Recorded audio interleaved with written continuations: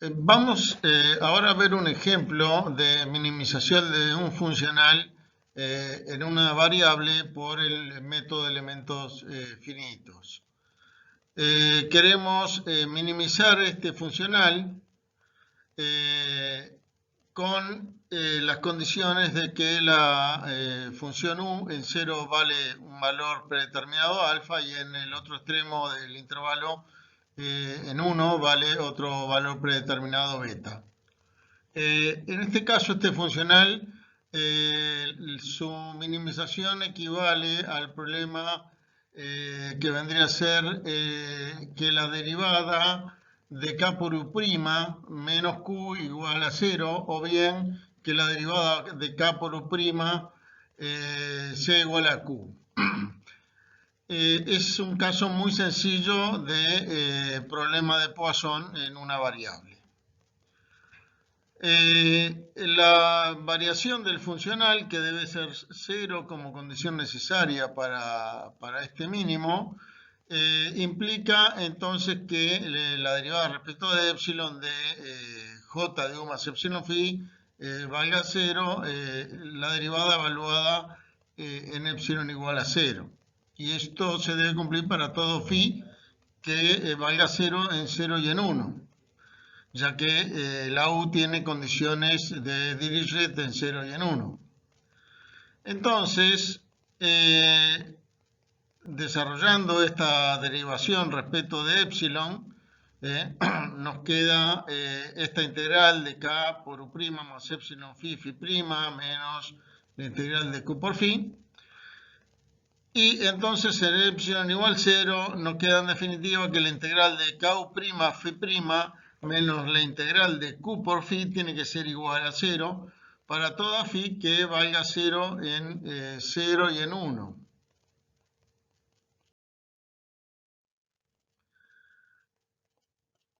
Vamos a trabajar para resolver esto con elementos lineales en cada elemento. Entonces tomamos una partición del intervalo 0 a 1, ¿sí? Un conjunto de x sub i que vale h por i, cada x sub i, y donde h es 1 sobre n, para n desde 0 a, para i, perdón, desde 0 hasta n. Y vamos a usar como función, como base del espacio de elementos finitos, las phi que son de grado 1 entonces en cada subintervalo y continuo en 0, 1 y que valen 0 en 0 y en 1, ¿sí? La base canónica de este espacio de elementos finitos entonces es un conjunto de funciones de forma n sub 1 hasta n sub n menos 1, tales que n sub i en x sub j vale la delta de Kronecker en ij. La delta de Kronecker de ij vale 1 si son i y j el mismo, y si son diferentes vale 0. Es una manera distinta de decir lo mismo. Entonces nos queda como base funciones de la forma que se ve en la gráfica inferior, ¿sí? Cada una tiene un pico, digamos, en el que vale 1 en el nodo que corresponde, y en todos los demás nodos vale 0, ¿sí?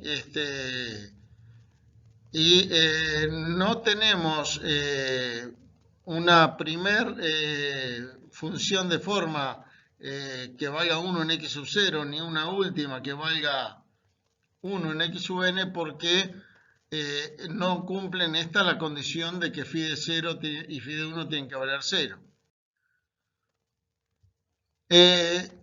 Si no tuviéramos alguna de las dos condiciones de contorno, u de 0 o u de 1 con valor prescripto, entonces no tendríamos por qué pedir que phi de 0 o phi de 1 valgan 0. Y el espacio de elementos finitos tendría mayor dimensión porque habría un par de elementos más en la base, que son los que se muestran acá en los extremos.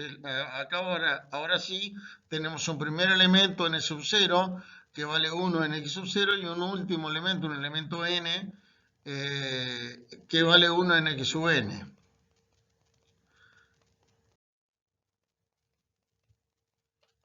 Por ahora vamos a no considerar las condiciones de contorno, entonces vamos a incluir estas últimas funciones de forma y a trabajar con una dimensión un poco superior. Después vamos a introducir las condiciones de contorno, con lo cual ahí sí se van a eliminar algunas funciones de forma de la base y algunas ecuaciones. El sistema que vimos para el problema de Poisson quedaba de la forma K por igual F con la matriz K igual a la integral de la K minúscula por las derivadas de n sub j y de n sub i. Y el vector F nos quedan las integrales de Q por los n sub i. Como el intervalo 0,1 lo dividimos en n elementos, n subintervalos, podemos escribir esta integral en 0,1 como la suma de los integrales sobre cada uno de los elementos, y por lo tanto considerar que cada coeficiente k sub ij es la suma sobre todos los elementos de coeficientes elementales k sub ij supra e,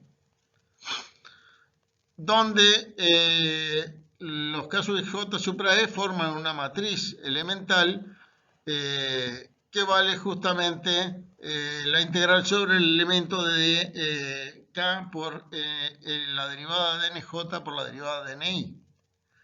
Entonces, la matriz K la vamos a escribir como suma de matrices K elementales. Justamente K supra E se llama matriz de rigidez elemental del elemento E.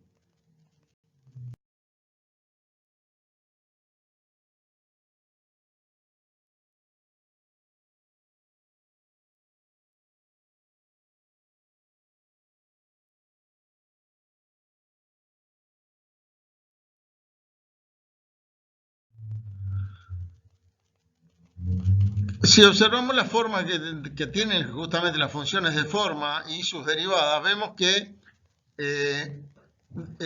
una función de la base, cada función de la base y su derivada solamente son no nulas en los elementos que contienen al nodo que le corresponde, al x sub i, ¿sí? Solamente entonces en los elementos que tienen el x sub i va a ser no nulo n sub i y su derivada n' sub i.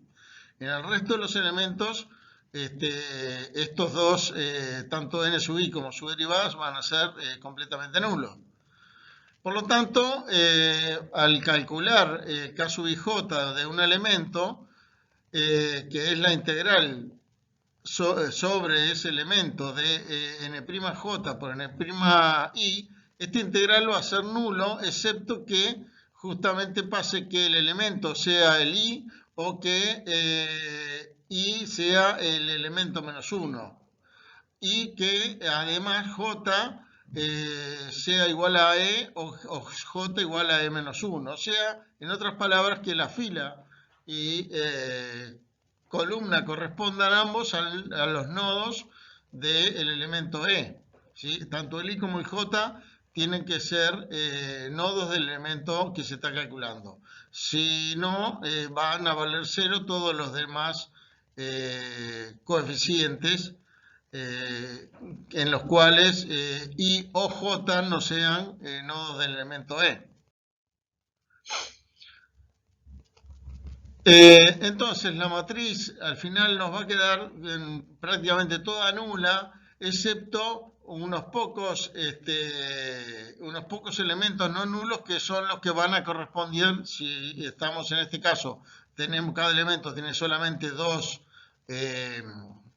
nodos, llamémosle i y j, esos dos nodos solamente van a ser no nulos en la matriz elemental los elementos I, IJ, JI y JJ. Estos cuatro elementos que corresponden sus filas y columnas a nodos del elemento que estamos considerando, estos 4 coeficientes son los únicos no nulos. Todo el resto de la matriz va a ser nula. Por supuesto, depende del elemento cuál sea su nodo I y su nodo J. ¿Sí? Pero todos van a tener solamente 4 coeficientes no nulos. Entonces lo que se hace es calcular solamente la submatriz de 2 por 2 no nula, o sea, estos 4 coeficientes, y irla sumando esta submatriz elemental para cada elemento en una matriz general, pero los coeficientes y los 4 coeficientes se van a ir sumando en las filas y columnas que correspondan al I y J de cada elemento, a los números de los nodos de cada elemento. En el caso de 2 y 3 dimensiones, siempre hay más nodos que elementos y no hay una relación sencilla entre el número de elementos y los números de los nodos. Así que hay que fijarse muy bien cuáles son los números que corresponden a los nodos de un elemento para ver en qué fila y columna se deben sumar en la matriz general. ¿Sí? En una dimensión esto es más fácil porque directamente como se pueden, digamos, ordenar la numeración para que un elemento tenga, si el elemento es el elemento E, entonces tiene como nodos al nodo E-1 y al nodo E. Entonces es muy fácil, la relación es directa entre la numeración del elemento y la de los nodos. Pero en varias variables, cuando tenemos 2 o 3 dimensiones, ya no es tan fácil, hay que tener una lista que nos diga el elemento tal tiene este y este nodos.